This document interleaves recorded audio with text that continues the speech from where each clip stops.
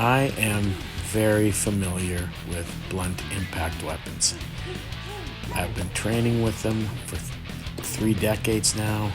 I have competed in sport stick fighting quite a few times in the past, and I love training for self-protection or combatives with blunt impact weapons. In this video, I'm using 3 different weapons. 21-inch monadnock collapsible baton, a cold steel short baton, and a Jeremy Duncan short cudgel. I actually did a video lesson for my Patreon on using that very same short cudgel or a weapon like that as a home defense weapon. To effectively use blunt impact weapons requires a few things. The first one being the ability to strike with power, the ability to generate force. If you cannot do this, or you do not want to hit with bad intentions, then you should not hit at all. If you are using any kind of force on another human being, let alone potentially deadly force like using a blunt impact weapon on them or an edged weapon, you must be in a bad situation. So if you're in that situation and you're defending yourself, hit with bad intentions. Strike with power. Strike to injure, strike to overcome a person, strike to incapacitate them and make them unable to attack you while you break away for safety. Remember, safety is your goal. That strike to the back of the neck or the base of the skull is a heinous strike. It is a horrific strike and can do terrible things to another human being. I would never want to do that for any other reason than protecting my life or the life of someone I loved or someone I chose to protect. Now, when I train for blunt impact weapons, I don't just train the weapon. I don't just train the stick or the baton. I train different things. I train to draw the weapon at some points.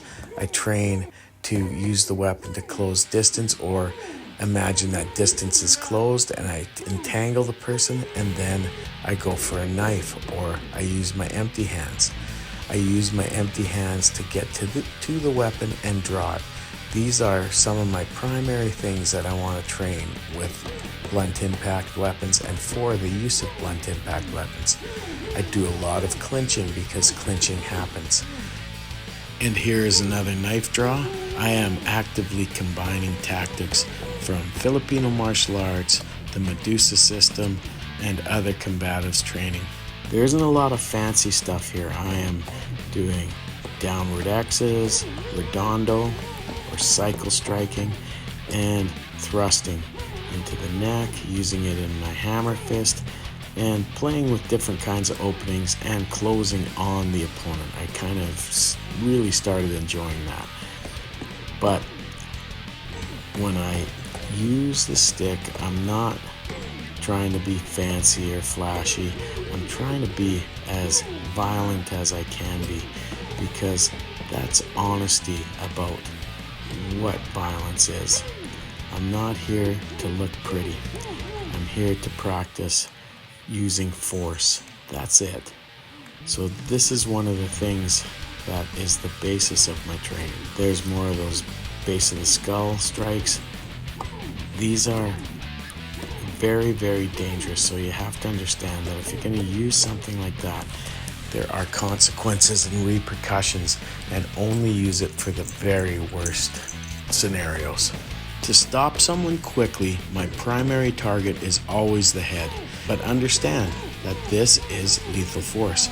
And when you see me applying empty hand strikes and stuff like that, if my opponent goes down, I will not continue aggression.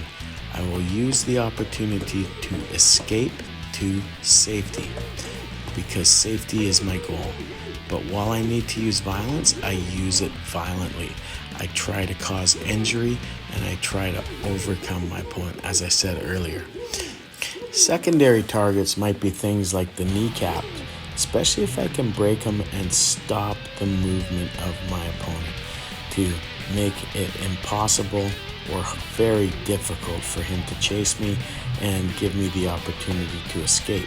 So if he's covering his head with his forearms really well and I can't get to that primary target, I will take the secondary, which might be the kneecap. If he has a weapon in his hand, it might be his weapon hand. The collarbones are also excellent secondary targets, and according to common martial arts lore, they are supposed to be very easy to break.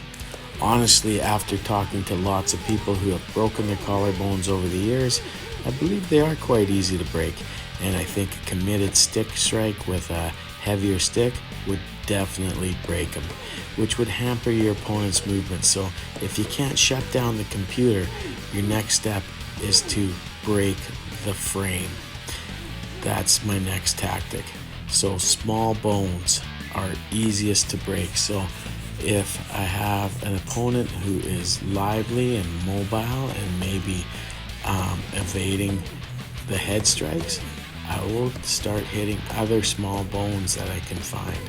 Like I said, the kneecap, the wrist, the ankle, the elbow even.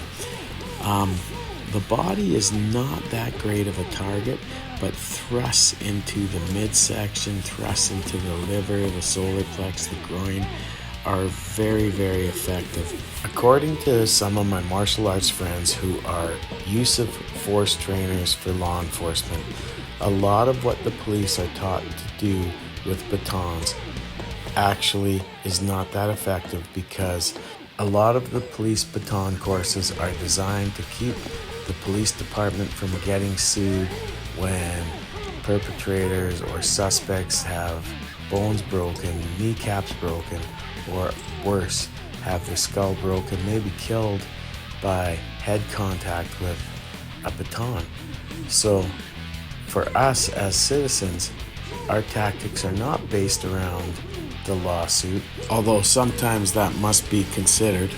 They are based around the idea of doing what I need to do to get to safety now, especially if we're dealing with multiple attackers. Now here's some mistakes I made while doing this. Here, the baton was stuck. I couldn't get the Velcro open. And this one here, let's see what happens. Oh, same thing. Too many choices there. I went for one weapon and accidentally grabbed another one, and it made me hesitate. But it gave me the opportunity to switch to another tactic and just keep attacking with my empty hands. Here, my monadnock baton got stuck on the thrust, so it gave me an opportunity to play with a weapon stuck in an opponent. Thank you for watching.